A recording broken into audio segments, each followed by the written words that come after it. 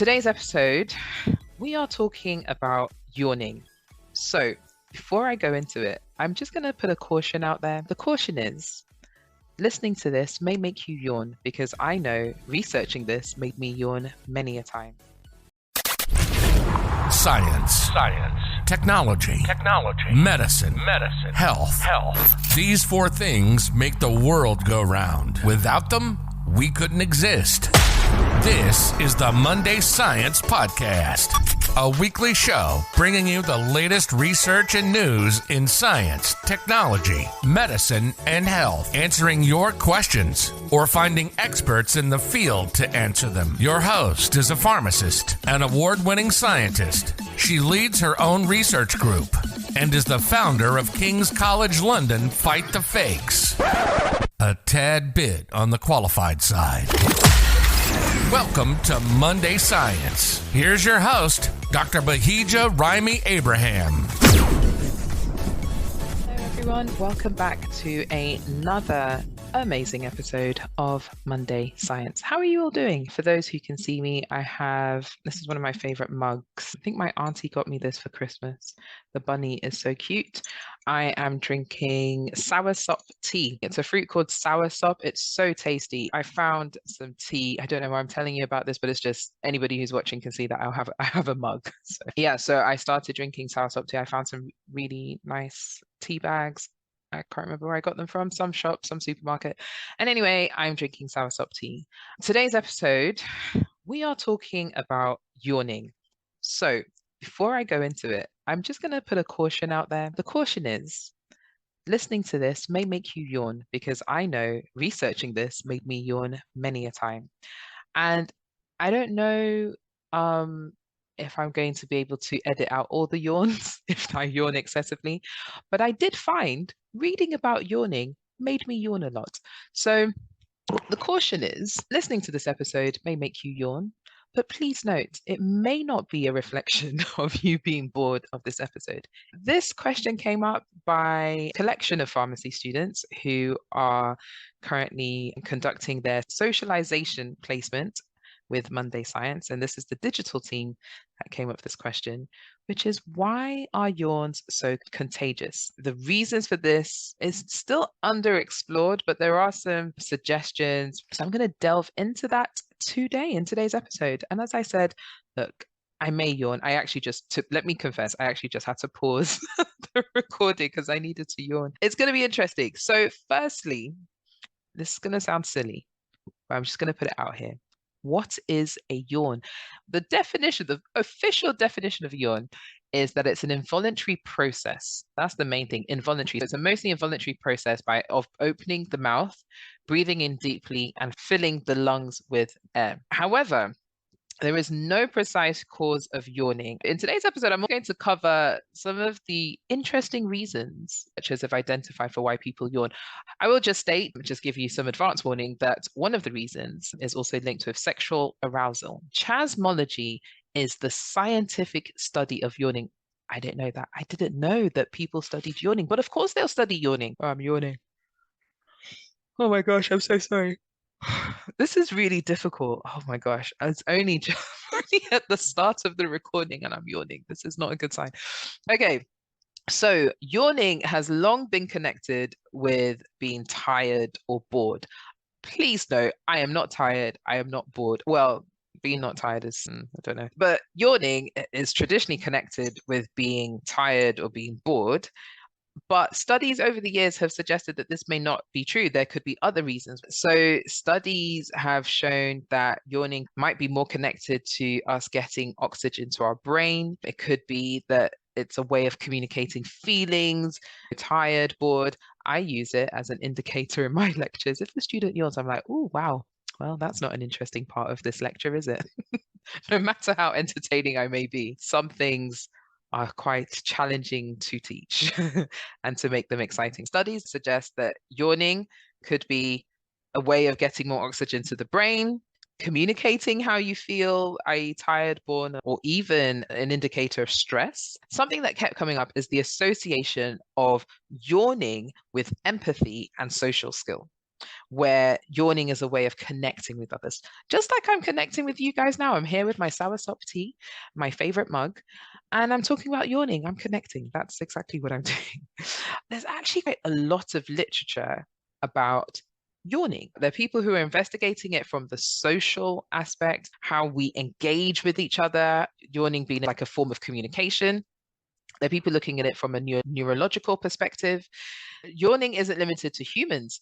Animals yawn too. Then people have been studying the evolution of yawning. Where's the origin? What is the evolutionary advantage of yawning? Because we're still doing it to date. So where did that all come from? So I'm gonna talk about what I found out. And as I said, please note I've already had to pause. I have already had to pause the recording a few times because I'm just yawning. I keep saying yawn, yawn, yawn. Have you been yawning?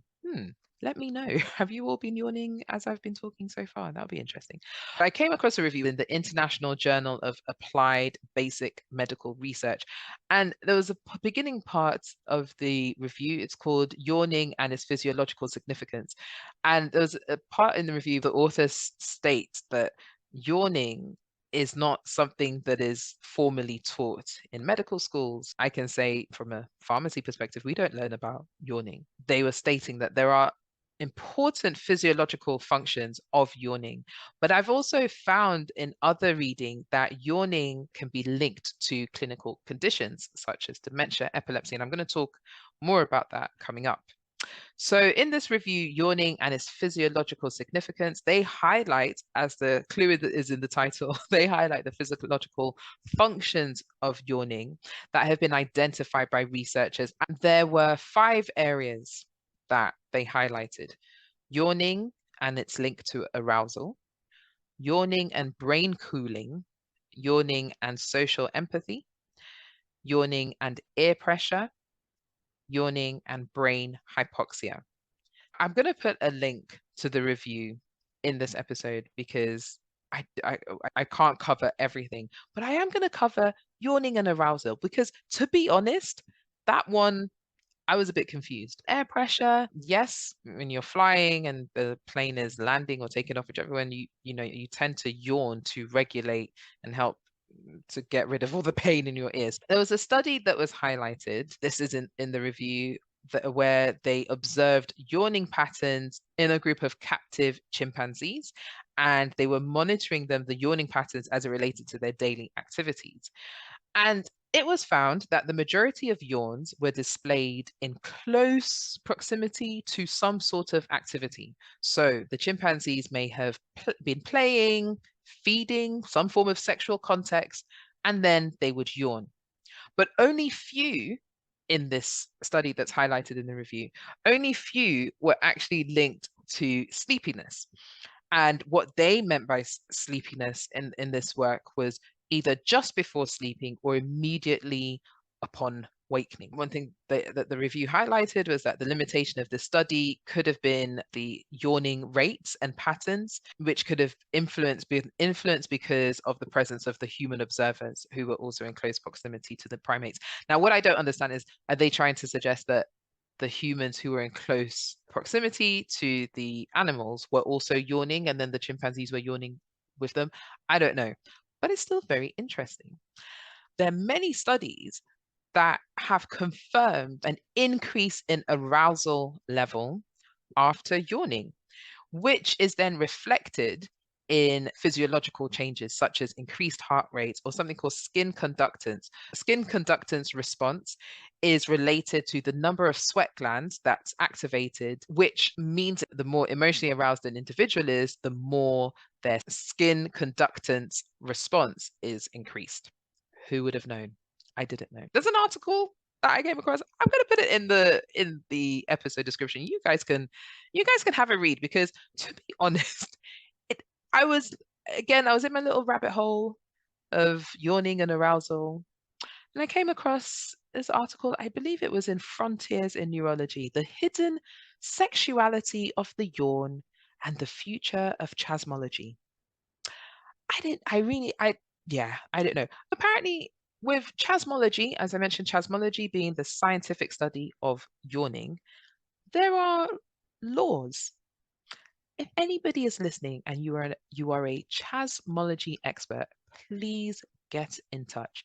info@mondaysciencepodcast.com, because I need to understand these laws. Now, I couldn't summarize what I'm about to read to you guys into my own words, because I just felt I I'm not sure if I understood enough to interpret, like to find a way to put it into my own words to interpret. And yeah, you can see I'm already confused. So I'm just gonna read this part of the book chapter, and then hopefully you all can interpret. Okay, so the first law of chasmology states that a yawn occurs, one, if the yawner cannot do what he would like to do, or two, if the yawner must do something that he would rather not do. The second law of chasmology, which is a special instance of the more general first law, states that the yawn has an erotic and even a sexual aspect. Full stop. We continue. A critical mass of proof for the validity of this second law is derived from various sciences and disciplines, ranging from theology and, open brackets, the history of, close brackets, art of ethology and pharmacology. The process of evidencing the second law has also established chasmology as an emerging science. The second law of chasmology, which is a special instance of the more general first law, states that the yawn has an erotic and even a sexual aspect. Guys, I would not have known that there is a law. I didn't know there was a study of yawning. I'm sorry if that sounds ignorant. I did not know there was a study of yawning. I didn't know there were laws. I didn't know if there were laws. But what I was thinking, I don't know if you guys had ever come across this, but I remember there was a time where they would say if somebody sneezes 8 times, it's linked to an orgasm. Like a sneeze was 1/8 of an orgasm or something like that. If somebody sneezes like 4 times in a row, it's like, oh, you're halfway there, sort of thing. Maybe that's a separate episode. I don't know. But anyway, let's get back to the question. I have deviated way too much, which is a constant issue here. But anyway. Okay, so why are yawns so contagious? According to the study, the likelihood of a yawn is increased 6-fold after seeing somebody else yawn. I wonder if there's any link to hearing somebody else yawn many different times. This is a class of social mirroring. I can never say that word. Social mirroring, where organisms imitate the actions of other. So for example, other behaviors include scratching, leg crossing, laughing. Laughing is a funny one because I don't know if you've had this experience where somebody was, I'm laughing now, but it's like somebody tells a joke and I may not get it, but they laugh and I'm like, okay, me too, sure, why not? Is that us being polite? I don't know. So yawning can be viewed as a form of social mirroring. Experts at the University of Nottingham in 2017 published their finding of the results in a journal, Current Biology, which showed that our ability to resist yawning when somebody near us is limited, and our urge to yawn is increased if we're instructed to resist yawning. So let's try it. Let's do some science over the podcast. Yawn. No, I'm joking. I don't think I can be like, yawn and you're going to yawn. But try it. Don't yawn. Don't yawn. Don't yawn. I don't know. So that probably sounds, I don't know how that's going to sound. It's probably going to sound very aggressive. You saying, don't yawn, don't yawn, don't yawn. But yeah, that's interesting, isn't it? Our ability to resist yawning when somebody else is near us who is yawning is limited. And so our urge to yawn is increased if we're told don't yawn. No matter how hard we try, it's hard to stop that yawn, right? We may change how we yawn, it may not be a big yawn, but it doesn't in fact change the fact that we're going to yawn. So this is where with going back to the definition of a yawn, which is it being an involuntary process. So the researchers in Nottingham have said that contagious yawning could be an involuntary trigger when we see somebody else yawn. It is a form of echo phenomena. I have learned so much preparing for this episode, I have to say. Echo phenomena. Doesn't that sound great? Echo phenomena is the automatic imitation of another person's words. So that's echolalia, or actions, echopraxia. It's this phenomena of mimicking, not just seen in humans, it's seen in animals as well. Interestingly, it's also linked with clinical conditions, with an increased cortical excitability and then decreased physiological inhibitions. Examples include epilepsy, dementia, autism, and Tourette's syndrome. The neurobasis for echo phenomena is unknown. Interestingly, studies have suggested that there could be an evolutionary reason for contagious yawning, which is to keep us safe, or which was to keep us safe. So, why is yawning contagious? Well, overall, the general consensus is that contagious yawning is a form of social communication that is specific to higher order animals such as humans. Also, perhaps to increase cognitive performance and vigilance of people when they're in a group. But I tell you, what isn't clear is what is yawning truly communicating and what is contagious yawning truly communicating? Does it mean empathy? Does it mean empathy? What does it mean? Does it mean arousal? What does it mean? When it comes to contagious yawning, some studies have shown that there's like studies where they're looking at the matching of emotional states. And some of these studies have shown that you're more likely to experience contagious yawning with a close acquaintance over a stranger. A close acquaintance, friend, family, whatever, that person could yawn and you'd be like, oh, I'm yawning too. But then you could be on the tube and somebody yawns randomly, but you don't yawn. Now I'm going to yawn again. I might just do an episode of me yawning because I have had to pause. I've had to pause the recording a few times because I keep yawning. But anyway, so it's really not clear, to be honest. As you can see from this episode, there's lots of reasons why, and there's lots of theories about why, and then lots of different studies. But it's not really clear because there's little bits of evidence to support the different findings. However, what I will say as I come to the end of this, because this has been a hard episode to record, okay? It's been hard because I have kept yawning throughout. Next time you yawn, think about why you are yawning. Are you tired? Are you bored? Something else?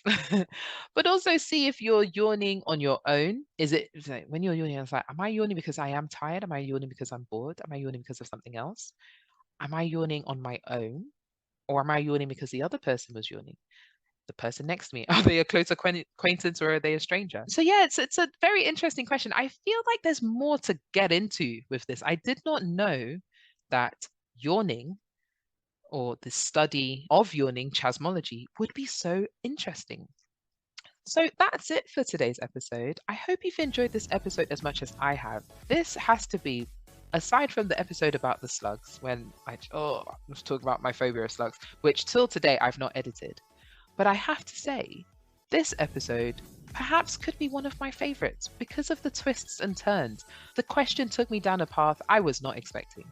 If you have any questions that you would like me to answer, please let me know via email info@mondaysciencepodcast.com, or you can leave a message, written or voice note, on our website www.mondaysciencepodcast.com. You've been listening to the Monday Science Podcast, a weekly show bringing you the latest research and news in science, technology, medicine, and health. We hope you've gotten some useful and thought-provoking info from the show, and we hope you had fun along the way. We know we did. We'll be back soon, but in the meantime, hook up with us on our website at www.mondaysciencepodcast.com. Shoot us an email at info@mondaysciencepodcast.com. Find us on Instagram, LinkedIn, and YouTube at Monday Science, and access episode summaries at mondayscience.medium.com. See you next week on the Monday Science Podcast.